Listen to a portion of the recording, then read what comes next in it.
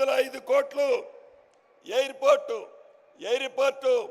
ఈ ప్రాంత ప్రజల చిరకాల వాంఛ. ఈ ప్రాంత ప్రజలే కాదు, అటు నిజామాబాద్ అటు కరీంనగర్ ప్రాంత ప్రజలకు కూడా ఈ ఎయిర్పోర్టు చిరకాల వాంఛ.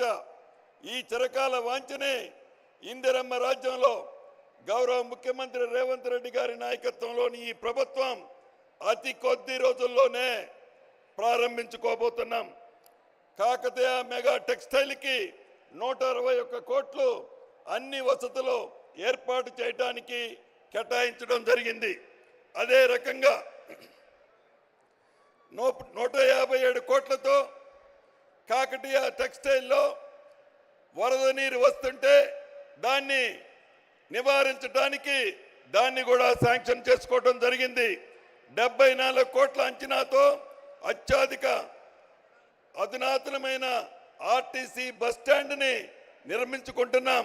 ఇలా అనేకమైన కార్యక్రమాలు చేపడుతున్నాం.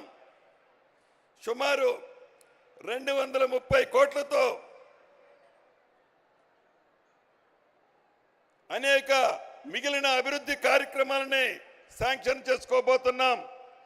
ఇంతకుముందే జనగాం జిల్లా స్టేషన్ గన్పూర్లో కూడా 26 కోట్ల రూపాయలతో డివిజనల్ స్థాయి కార్యాలయ సముదాయాలని అన్ని ఒక దగ్గర ఇంటిగ్రేటెడ్ సముదాయాన్ని కూడా నిర్మించుకోబోతున్నాం.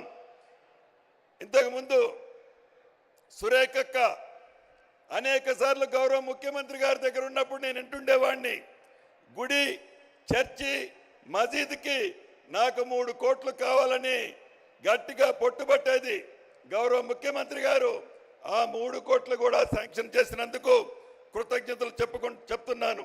ఇలా అనేక కార్యక్రమాలు వరంగల్ జిల్లాని హైదరాబాద్ తర్వాత అన్ని రంగాలలో తీర్చిదిద్దే విధంగా అద్భుతంగా హైదరాబాద్తో సమానంగా వరంగల్ జిల్లాని నిర్మించాలన్నదే ఈ ప్రభుత్వం యొక్క ఆలోచనని తెలియచేసుకుంటూ, ఇంత పెద్ద ఎత్తున నిధులు ఇచ్చినందుకు గౌరవ ముఖ్యమంత్రి గారికి వరంగల్ జిల్లా ప్రజల పక్షాన అభినందనలు కృతజ్ఞతలు తెలుపుతూ సెలవు తీసుకుంటున్నానన్న.